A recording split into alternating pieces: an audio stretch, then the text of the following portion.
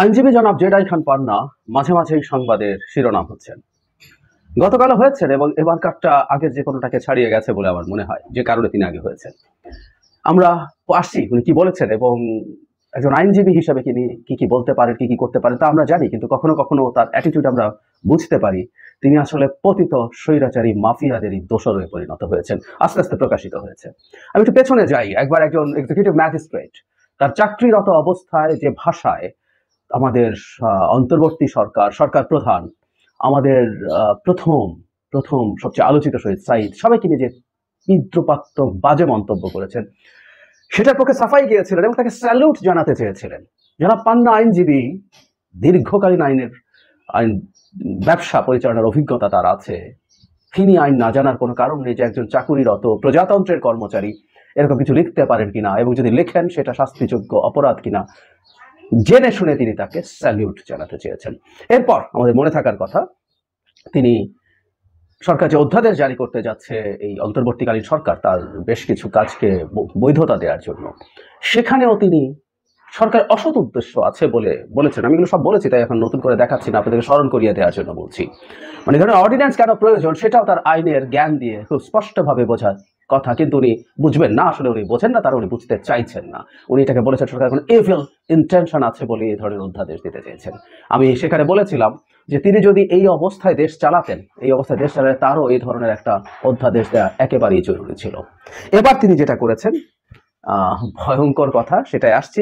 এই সাক্ষাৎকারেই তিনি সাংবাদিকদের সাথে কথা বলছিলেন, তার একটু কম ইম্পর্টেন্ট ইস্যুটায় আগে কথা বলি। সেটা উনি বলছেন স্বাধীনতার পর থেকে নাকি এই রকম গণ মামলা আর কখনো হয়নি। ইয়াস, হি টোল্ড ইট।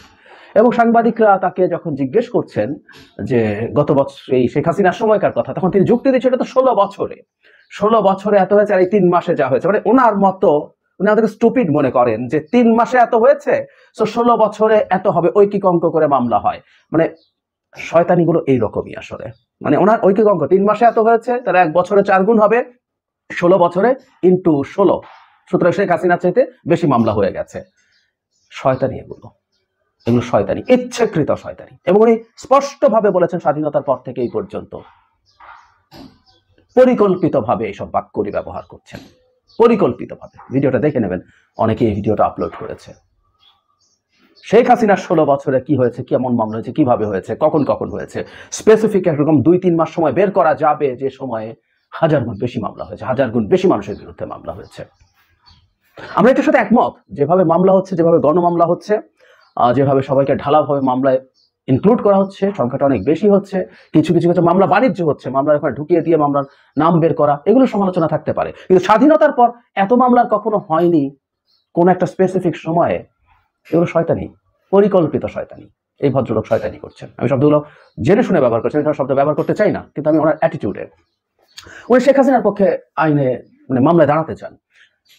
ধরুন আমি যদি একজন লয়ার হতাম, নামী লয়ার হতাম, আমি খুব চাইতাম তার বিরুদ্ধে দাঁড়াতে, তার বিরুদ্ধে দাঁড়িয়ে তার অপরাধ প্রমাণের চেষ্টা করতাম, তার পক্ষে দাঁড়াতাম। প্রশ্নই আসে না, আমি দাঁড়াতাম না। এটা আমার নিজস্ব একটা চিন্তা, একটা এথিক্যাল চিন্তা। It's not illegal. সো কেউ একজন শেখ হাসিনার পক্ষে দাঁড়াবেন, হুইচ ইজ ভেরি ইম্পর্টেন্ট, দাঁড়াতে হবে। আমরা যে জুডিশিয়াল সিস্টেমে কাজ করি, সেখানে একজন অভিযুক্তর বিরুদ্ধে, তিনি প্রমাণিত হওয়ার আগ পর্যন্ত অভিযুক্তর বিরুদ্ধে যে কেউ আইনি লড়াই চালাতে পারেন, আইনি লড়াই চালাতে পারা উচিত। আমি এটারও সমালোচনা করেছিলাম, আপনাদের মনে থাকার কথা, যখন সালমান এফ রহমান এবং আনিসুল হককে আদালতে উপস্থাপন করা হয়েছিল, তখন তার আইনজীবীদেরকে বাধা দিয়ে তাদের পক্ষে দাঁড়াতে দেওয়া হয়নি। এমনকি এই অভিযুক্ত আওয়ামী লীগের লোকজনের পক্ষে যারা দাঁড়াচ্ছেন আদালতে, তাদের অনেকে হেনস্থার শিকার বিভিন্ন সময় হয়েছেন। আমি স্ট্রংলি সেটা কন্ডেম করি। সো যারা পান্না দাঁড়াতে পারেন, কোনো সমস্যা নাই, এটা তার ইচ্ছা, তার চয়েস, ইটস নট ইললিগাল। আমার বিবেচনা এটা আনএথিক্যাল, উনি সেটা ওনার ব্যাপার, ওনার সিদ্ধান্ত। এবং একজন অভিযুক্তের পক্ষে দাঁড়ানো নেসেসারিলি মিন যে তাকে নিরপরাধ বানানোর চেষ্টা করা, তার জামিনের ব্যাপার আছে, তার শাস্তি যেটা আছে সেটা কম করার চেষ্টা আছে, নানানভাবে সাহায্য তারা করতে পারেন। So that's fine. কিন্তু উনি যে কথাটা বলেছেন, এটা আরেকটা মহা শয়তানি। আগেরগুলো যদি শয়তানি হয়, এটা মহা শয়তানি। উনি বলছেন আমি সবসময় নিপীড়িতর পক্ষে আছি, সে যেই হোক না কেন। শেখ হাসিনা রাজনৈতিক নিপীড়নের শিকার হচ্ছেন, নিপীড়িতের পক্ষে আমিও আছি।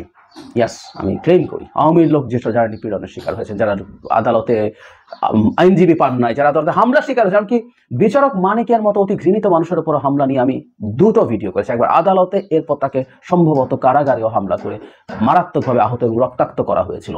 এই ঘৃণিত দানবের বিরুদ্ধে এরকম আরো যারা যারা ছিলেন, ছাত্রলীগকে পিটানো হয়েছে, হত্যা করা হয়েছে, I did strongly condemn that. নিপীড়িতের পক্ষে থাকতে হবে প্রত্যেকটা মানুষকে। আমরা একটা বিচারিক ব্যবস্থায় বিশ্বাস করি, সেই ব্যবস্থার মাধ্যমে শাস্তি চাই, কিন্তু কেউ কাউকে অন্যায়ভাবে নিপীড়ন করবে সেটা শেখ হাসিনা হলেও চাই না। শেখ হাসিনাকে আনা হলো কোর্টে, তাকে হেনস্থা করার চেষ্টা করা হলো, তাকে মারধরের চেষ্টা করা হলো, আমিও সবচেয়ে প্রথমদের একজন হব যে এটাই দাঁড়াবে, নিপীড়িতের বিরুদ্ধে দাঁড়াচ্ছেন। কিন্তু শেখ হাসিনা রাজনৈতিক নিপীড়নের শিকার, উনি রাজনৈতিক নিপীড়নের শিকার। মানে শেখ হাসিনার বিরুদ্ধে মাত্রই কিছু মামলা হলো এবং শেখ হাসিনার বিরুদ্ধে এই মানবতা বিরোধী অপরাধের মামলা হওয়া খুব স্বাভাবিক, সেটাই হয়েছে। অনেকগুলো মানবতা বিরোধী অপরাধ করেছেন এবং যারা পান্না এই দেশে বসবাস করেন, উনি শেখ হাসিনার আইনজীবী হন, কোনো সন্দেহ নাই, কিন্তু উনি কিন্তু বয়ান পরিবর্তনের চেষ্টা করছেন, এটা সবচেয়ে ভয়ঙ্কর ব্যাপার। উনি ওদের হয়ে এভাবে কাজ করছেন। উনি স্বাধীনতার পর আজ পর্যন্ত এত মামলা কখনো হয় নাই এবং উনি শেখ হাসিনার রাজনৈতিক নিপীড়নের শিকার। আমরা খেয়াল করবো ভারতের যে ন্যারেটিভ, ঠিক সেই ন্যারেটিভগুলো কয়েকদিন পর আমি ধারণা করি এই পান্নার মুখ দিয়ে বেরোবে, একটা নির্বাচিত সরকারকে উৎখাত করা হয়েছে। আমরা ওই যে ভারত প্রবাসী এক ভারত আজ সকালে যে ভিডিও দিয়েছে, নির্বাচিত সরকারকে উৎখাত, শেখ হাসিনা নিজের মুখে বলেন, ভারতেও মিডিয়াতে এই একই কথা বলেছে, একটা নির্বাচিত গণতান্ত্রিক সরকারকে উৎখাত করে একটা অবৈধ সরকার হয়েছে। এই সরকারকে অবৈধ নিশ্চয়ই তিনি দুদিন পর বলতে শুরু করবেন, এটা অসাংবিধানিক, অবৈধ, ইত্যাদি ইত্যাদি, despite having the reference from the appellate division of the supreme court, উনি বলবেন, ধারণা করছি আমরা। সুতরাং এই ভদ্রলোকের বক্তব্য নিয়ে আমরা সতর্ক থাকবো, তার এই কথাগুলো এই বাংলাতে, হ্যাঁ এটা আরো খুব ফানি ব্যাপার, উনি বলছেন উনি গণমাধ্যমের কোনো স্বাধীনতা আছে বলে মনে করেন না, উনি আশঙ্কা প্রকাশ করেন যে তার এই বক্তব্য রাখা যাবে কিনা। না, উনি এই বক্তব্য দিচ্ছেন, দাঁড়িয়ে দিচ্ছেন। বাংলাদেশ এখন এতটাই স্বাধীন, উনি শেখ হাসিনার নিপীড়নের শিকার বলে বলতে পারছেন।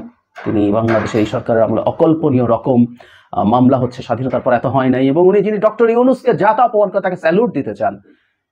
চিনতে পারছেন তো এই বাংলাদেশ, শেখ হাসিনা বাংলাদেশের থেকে কত আলাদা? আপনারা চিনবেন না, কারণ আমার প্রথম যতটুকু বেনিফিট অফ ডাউট তাকে দেওয়ার চিন্তা আমরা করবো, আস্তে আস্তে বুঝতে পারছি তার নিজস্ব এজেন্ডা আছে এবং এই লোককে আমাদের সতর্কভাবে খেয়াল রাখা দরকার।